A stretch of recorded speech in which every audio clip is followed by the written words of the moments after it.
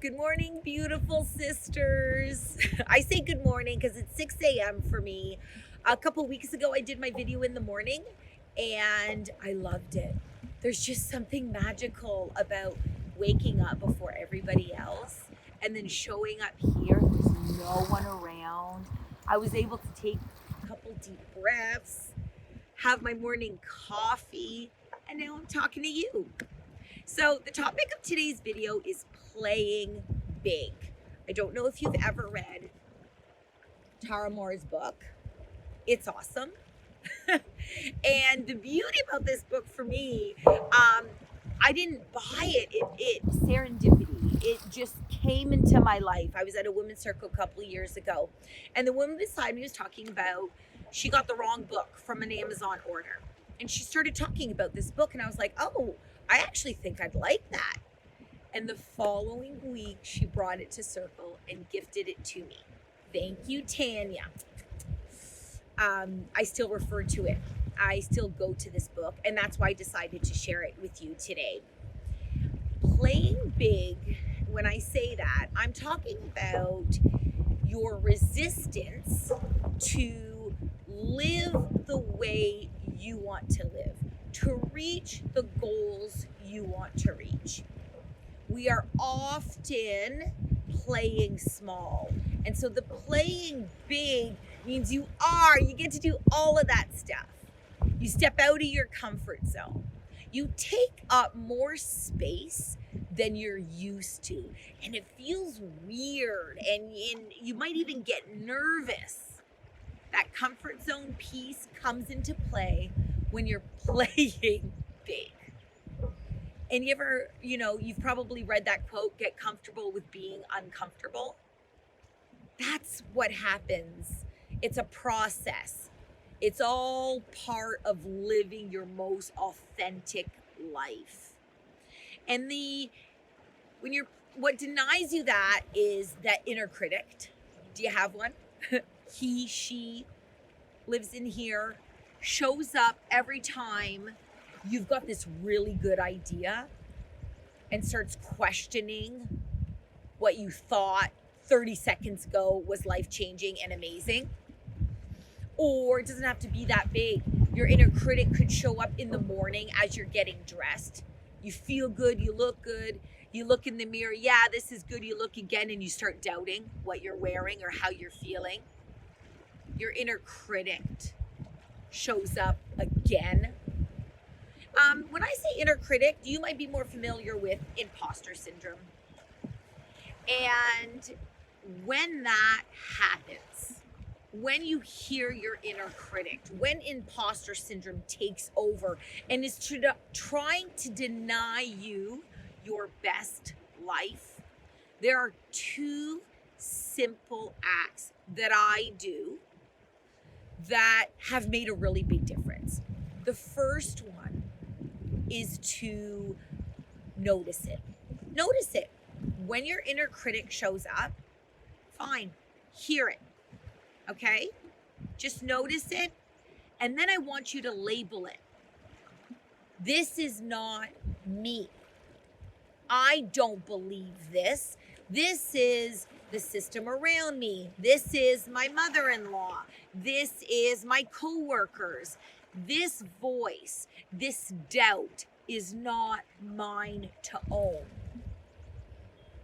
And you stick with what you know in your gut is your voice. What you know in your gut is your good idea. What you know in your body is a sweet outfit. Okay? Can you try that? I really think it's going to make a difference. Because when we play small, we deny ourselves the life we were meant to live. But also, ladies, we're showing the women around us how to live. And so when you decide to go for it, to reach your goals, to make the next move, women around you are noticing. We are this powerful collective that the system tries to disempower. because they don't know what to do with us when we gather, when we become this force.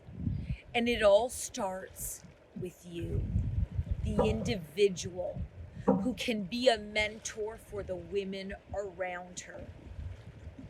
Ladies, it is time to step up into your power. Stop playing small. There will be moments where you're afraid, okay? Of course. I started doing these videos on Facebook Live, right? And I wanted the video to be a conversation. I thought women would reply right away. Oh, by the way, if you're not part of the Ignite in Community Facebook group, come join us. We're about 1,200 powerful, kick-ass women. And that didn't work. And when the conversations weren't happening in my original videos while I was doing the lives, what do you think happened? Yes, self-doubt. Self-doubt. I criticized, was the content not good enough? Why were women not showing up? That inner critic got really loud. And then I took a couple deep breaths. And I remembered the power of change is to keep going. Then I remembered to notice it and label it. I hear you, inner critic, and you are not me. You are the system around me. You are my mother. You are my coworker. And I remembered to continue with my goal. And now I'm doing this. And even now, I can have moments of self-doubt. Even now, my inner critic comes.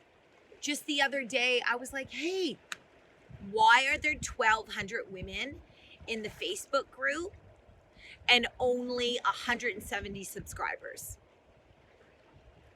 What am I missing in my videos so that those 1,200 women hit the subscribe button? And although it is good to question what we are doing so that we could get better and have a growth mindset and change things and become and do what we are meant to do, it is also equally important not to take things personally. Ooh, that leads me to my video next week. We'll talk about that. Not to take things personally and not to let the inner critic stop me. I had to do that. I have to remind myself to not let the inner critic stop me from achieving what I know I was meant to do. Empower women. Okay, ladies, that's it. I want you to play big, to be a mentor for the sisters around you. When your inner critic starts to show up, notice it. It's there. Who cares? And then I want you to label it. If that feels right for you, give it a try.